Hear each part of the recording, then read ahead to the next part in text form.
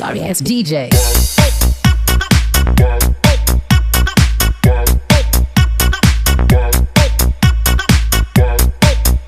Hello everyone, my name is Prachi and now I am doing MTech from IIT Bombay Microelectronics and my GATE rank was 151 at 2016.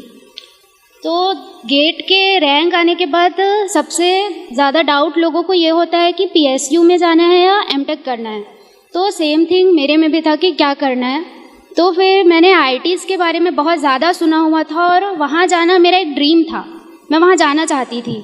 तो मेरे पास interview का experience ज़्यादा नहीं है क्योंकि मैंने एक भी PSU में अप्लाई नहीं किया, क्योंकि मेरा फोकस सिर्फ IITs में जाने में था।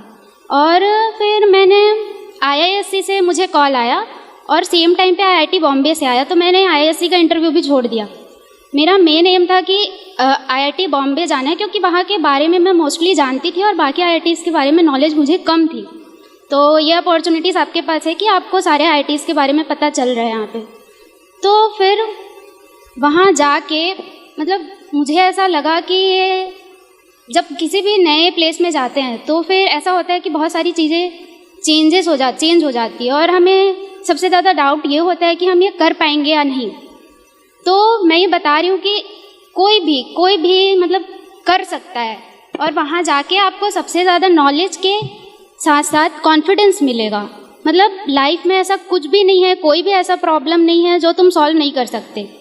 मतलब ये कॉन्फिडेंस तुम में होना बहुत ज़रूरी है, मुझे ये लगता है, क्योंकि नॉलेज में भी तुम IITs में नहीं जाओ तो भी तुम पा सकते हो, बट वहाँ की लाइफ इतनी बेहतरीन है, मैं बता रही हूँ। 2 साल मतलब तुम भूलोगे नहीं कि वहाँ क्या हुआ और कैसे हुआ। हर एक चीज़ का तरीका बहुत डिफरेंट है, जैसे पढ़ाने का, एग्ज़ाम लेने का तरीका बहुत डिफरेंट है।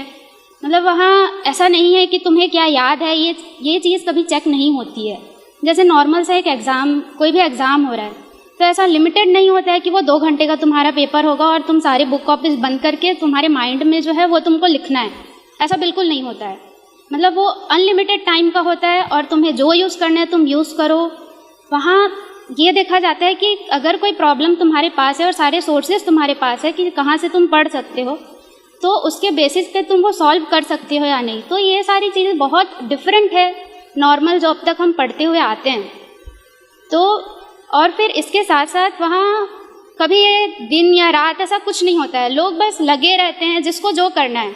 कोई कभी खेल रहा है, किसी को एक्टिंग का शौक़ है। मतलब वहाँ ऐसा नहीं है कि कोई भी फील्ड नहीं है, ऐसा कुछ भी फील्ड नहीं है जो छुटा हो। तुम्हें जो चाहिए, जैसा चाहिए, तुम सब कर सकते हो।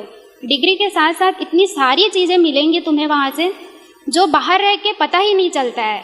एक बार मतलब वहाँ जाओ तो लगेगा कि वाह, वहाँ से निकलने के बाद कभी किसी को पछतावा नहीं होगा कि 2 साल तुम कहाँ आ गए थे, क्या कर दिए। तुमको बहुत अच्छा फील होगा, जैसा मुझे हुआ था, ये मैं बता रही हूँ। और फिर जैसे प्लेसमेंट है, तो प्लेसमेंट लगता है शुरू में कि कहाँ होगा, क्या होगा, लेकिन सारे लोगों का प्लेसमेंट 100% हो ही जाता है और तुम में इतना कॉन्फिडेंस आ जाएगा कि लगेगा भी नहीं कि ठीक है यहाँ फेल हुए तो ठीक है, ये तो है ही हमारे पास। मतलब ये चीज़ लोगों में होना बहुत ज़रूरी है। हम लाइफ को मतलब स्टेबल चाहते हैं कि ठीक है अभी नौकरी ले लेते हैं, या एकदम मतलब डरते रहते हैं, हमारे अंदर एक टाइप का डर होता है। बट वहाँ अगर तुम चले गए तो वो डर भी ख़त्म हो जाता है। तुम्हारे सामने बहुत सारे प्रॉब्लम्स आएंगे, प्रोजेक्ट्स आएंगे, बहुत सारी चीज़ें तुमको करने को मिलेंगी, जैसे तुम खुद को इम्प्रूव करोगे। तो ये सारी चीज़ें वहाँ हुई थी जो मुझे बहुत ही अच्छा लगा।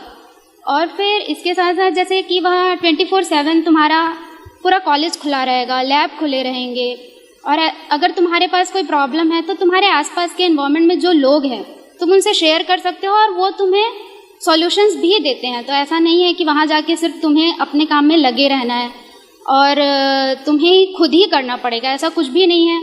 वहाँ लोग बड़े फ्रेंडली होते हैं। तो ये सारी चीज़ें होती है। और इंटरव्यू मैंने कभी दिया ही नहीं था, फिर मेरा प्लेसमेंट आया। उस टाइम पे वहाँ ऐसा होता है कि इंटरव्यूज़ के पहले रिटर्न हो जाती है सारी कंपनीज़ की।